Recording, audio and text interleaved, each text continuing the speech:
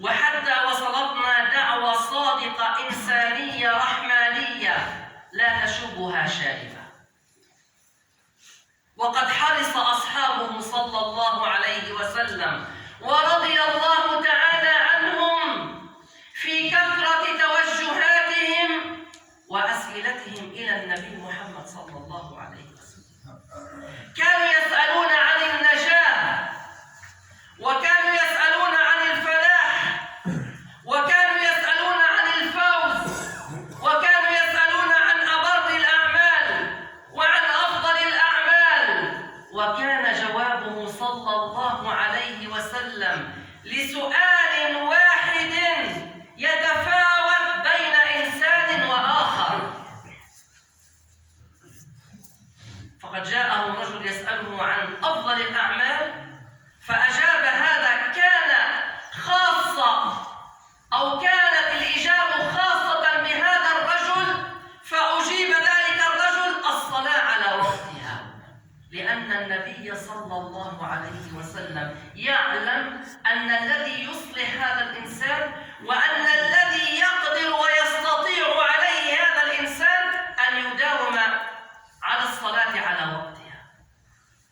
وسئل النبي صلى الله عليه وسلم عن أفضل الأعمال فقال بر الوالدين، لأن النبي صلى الله عليه وسلم علم من السائل برا وتألقا في البر بوالديه. وسئل النبي صلى الله عليه وسلم عن أفضل الأعمال فأجاب حج مبرور. وهكذا أيها الإخوة الكرام، فقد راعى النبي صلى الله عليه وسلم الفروقات الفردية بين أصحابه صلى الله عليه وسلم، لأن الإنسان منا لا يعلم أي كلمة وأي موقف وأي شهادة وأي مال وأي صدقة وأي صلاة وأي بر تكون له خلاصا ونجاة وفوزا عند الله عز وجل. نحن لا نعلم أيها الإخوة الكرام.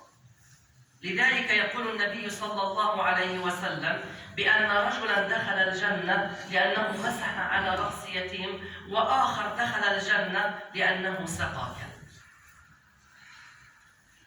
جاء رجل إلى النبي صلى الله عليه وسلم: يا إخوان الكرام، وأطلب منكم أن تعيروني الأسماع والأفئدة والمشاعر جيدا. جاء رجل إلى النبي صلى الله عليه وسلم وقال: يا رسول الله، من أحب الناس إلى الله؟ وما هي أحب الأعمال إلى الله؟ في هذا الحديث النبي صلى الله عليه وسلم يهمش، يضع جانبا العبادات. وإن كنا خلقنا للعبادة، وقد جاء النص القرآني صريحا واضحا: وما خلقت الجن والإنس إلا ليعبدون، إلا أن النبي صلى الله عليه وسلم يتألق في هذه الإجابة. النبي صلى الله عليه وسلم يهمش ما معنى عبادة ويسوقنا إلى عبادة جليلة عظيمة كبيرة فضيلة لا تختص لا بصلاة ولا بصيام ولا بقرآن. يا رسول الله، من أحب الناس إلى الله؟ قال: أحب الناس إلى الله أنفعهم للناس. وأحب الأعمال إلى الله سرور تدخله على مسلم، أو تكشف عنه كربة، أو تقضي عنه دينا، أو تطرد عنه جوعا. هذه إجابة النبي صلى الله عليه وسلم. أحب الناس إلى الله أنفعهم للناس، هذه إجابة كاملة. وأحب الأعمال إلى الله إجابة كاملة، سرور تدخله على مسلم، أو تكشف عنه كربة، أو تقضي عنه دينا، أو تطرد عنه جوعا. ولكن النبي صلى الله عليه وسلم أراد لهذا السائل أن يستزيد، وأراد النبي صلى الله عليه وسلم أن يزيد، فقال: بأبي أنت وأمي يا رسول الله، ولئن أمشي في حاجة أخ لي خير لي من أن أعتكف شهرا في مسجدي هذا. ليس فقط يهمش النبي صلى الله عليه وسلم، وإنما يقلل من شأن الاعتكاف في مسجد رسول الله صلى الله عليه وسلم، مع أن يمشي الإنسان منا في قضاء وجبر خواطر الناس. ومن مشى في حاجة أخيه حتى تتهيأ له ثبت الله أقدامه يوم تزل الأقدام.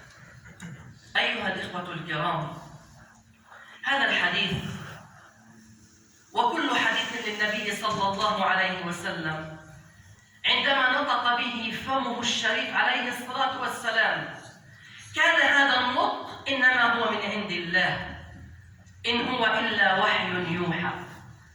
وقد زكاه الله عز وجل في جميع أعضاء جسمه صلى الله عليه وسلم حتى كملت خصاله وكملت أخلاقه صلى الله عليه وسلم، وقيل في حقه وإنك لعلى خلق عظيم. ونحن نعيش هذه الأيام الباردة يا إخواننا الكرام، ونحن لا نداهن ولا نجامل أن حال أمة النبي محمد صلى الله عليه وسلم تدمي القلب وتدمع العين. لابد أن نعلم أيها الإخوة الكرام أن هنالك مشردين بعدد سكان هذه الدولة، ملايين، 7 ملايين، 8 ملايين، شردوا من سوريا وشردوا من العراق وشردوا من بلاد الإسلامية وفقدوا أوطانهم وفقدوا بيوتهم. يا أخوانا الكرام، تخيل أن لك بيتا واسعا، بيتا ضيقا، تخيل أن لك غرفة، تخيل أن لك غرفة وتحرم من هذه الغرفة، لا بل وتقصى إلى بلاد بعيدة بين السماء والطارق. نساء، أرامل، رجال، عجزة، لا يقوون على المشي، لا يقوون على شراء الدواء، لا يقوون على طعام، لا يقوون على شراب، لا يقوون على أقل متطلبات هذه الحياة الصعبة. الله عز وجل يبين أن حياتنا صعبة ويقول لقد خلقنا الإنسان في كبد. تخيل أن رجلا يقتل وأن امرأته مع 5 أو 6 أو 7 أو أقل أو أكثر من ذلك أطفال تنزح إلى الشمال السوري بين السماء والطارق، تنتظر رحمة من عند الله وتنتظر يد العون تمد لهذه المرأة كبيرة أو صغيرة، لهذا الرجل كبيرا أو صغيرا.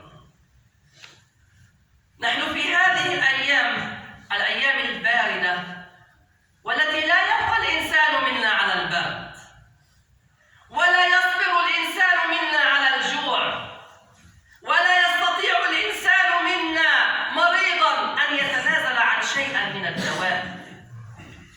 الله عز وجل يهيئ لإخواننا في سوريا ويهيئ لإخواننا الشرفاء في غزة العزة، ويهيئ لإخواننا الشرفاء في الضفة الغربية والقدس المحتلة مع معاناة ومع وضع اقتصادي سيء للغاية منهار في القدس الشريفة، لأن التخطيط الصهيوني أن يضيق على إخواننا في القدس وأن ييأسوا وأن يتركوا ديارهم وبيوتهم.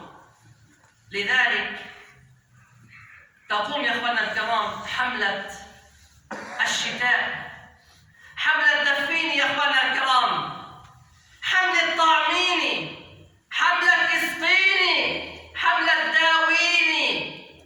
وهنالك 3 أسئلة تطرح لهذه الحملة يا أخواننا الكرام. هذا المسجد على صغار حجمه وعلى قلة عدد مصلينه مقارنة مع مساجد أخرى، قبل يا أخواننا الكرام بضع سنوات، 2 3 سنوات، سطر رقما خياليا من المطل يا أخواننا الكرام لائلات. وأنا أذكركم بأن الدرهم أو الدينار أو الشيكل يا أخواننا الكرام الذي هو في عيننا صغير عند الله عز وجل كبير. والعقل الإنساني لن يتخيل ما معنى كرم الله، ولن تتخيل ما معنى أن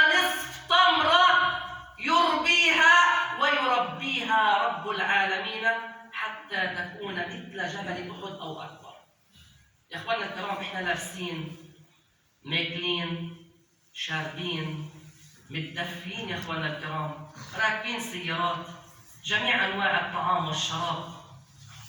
القضية بين إنسان يعطي وإنسان لا يعطي. ليست القضية بخل يا إخواننا الكرام، وليست القضية عدم امتناع يا إخواننا الكرام.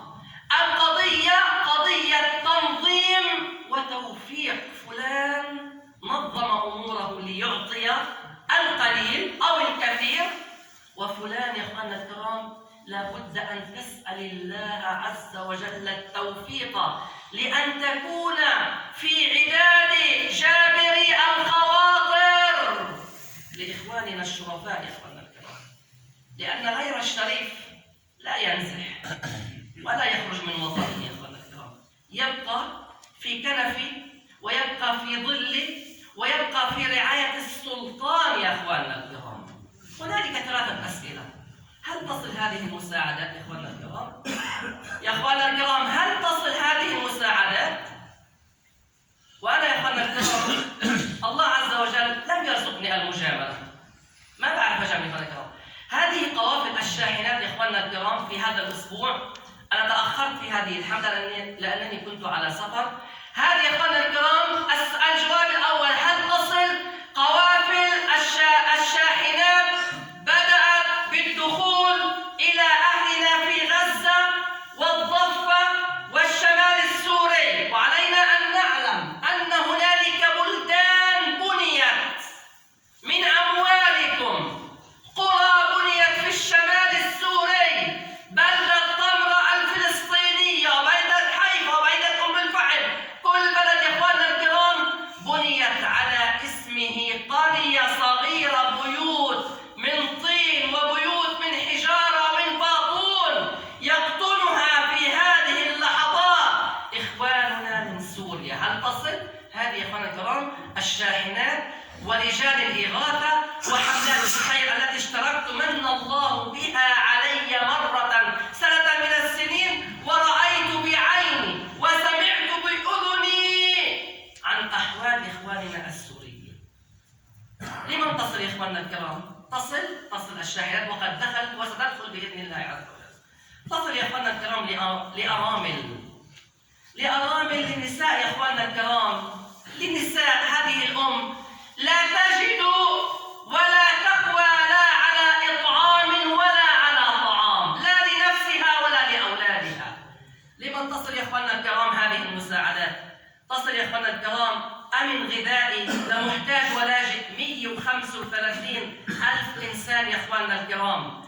داعم طبي يا إخواننا الكرام 134,817 إنسان داعم طبي يا إخواننا الكرام في سوريا والضفة وغزة وجنين وغيرها من مناطق 48.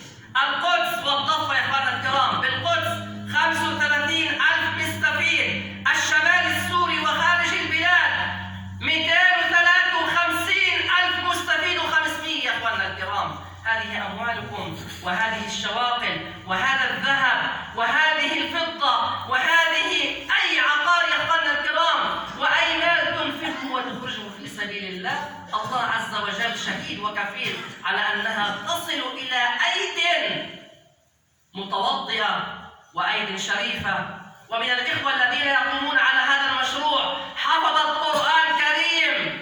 إخواننا الكرام، الأمة الإسلامية لا ينقصها التخوين ولا ينقصها الطعن ولا ينقصها إدخال الشك. هذه وثائق يا إخواننا الكرام، 742,000 مستفيد في الداخل العربي هون يا إخواننا الكرام. من يقوم بإيصال هذه الإيرادات يا إخواننا الكرام؟ من يقوم بإيصال هذا الطعام والشراب وصناديق الطعام والشراب وشاحنات الطب والأدوية؟ إنها أيد مسلمة، إنها أيد مصلية، إنها أيد متوضئة يا إخواننا الكرام. إنها رجال ونساء تعمل ليل نهار يا إخواننا الكرام على إيصال الطعام والدواء والمال لإخواننا. انظر إلى هذا يا إخواننا الكرام، انظر إلى صناديق الطعام والأدوية، انظر يا إخواننا الكرام إلى المدافئ، انظر إلى اللحف، انظر إلى الفراش، انظر إلى كل هذا الخير إخواننا الكرام، نذروا أنفسهم لهذا الدين ونذروا أنفسهم لجر الخواطر.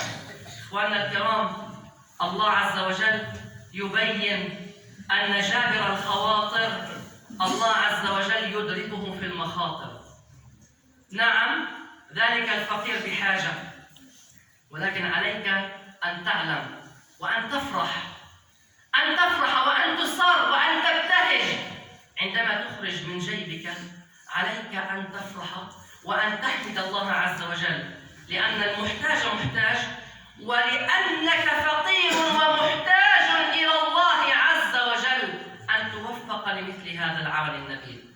هذا اليوم يا إخواننا الكرام، هذه الأموال ستسلم بعد يومين أو 3، لأن هنالك من الإخوة لعلهم لا يملكون مالا في هذه اللحظات. ننتظر يا إخواننا الكرام 2-3 أقل من ذلك حتى تسلم هذه الأموال لأيد أمينة، لأيد تسهر ليل نهار، لأيد يا إخواننا الكرام تدعو بدعوة إنسانية ودعوة رحمانية. أسأل الله عز وجل أن يرحمنا في من رحم وأن يرد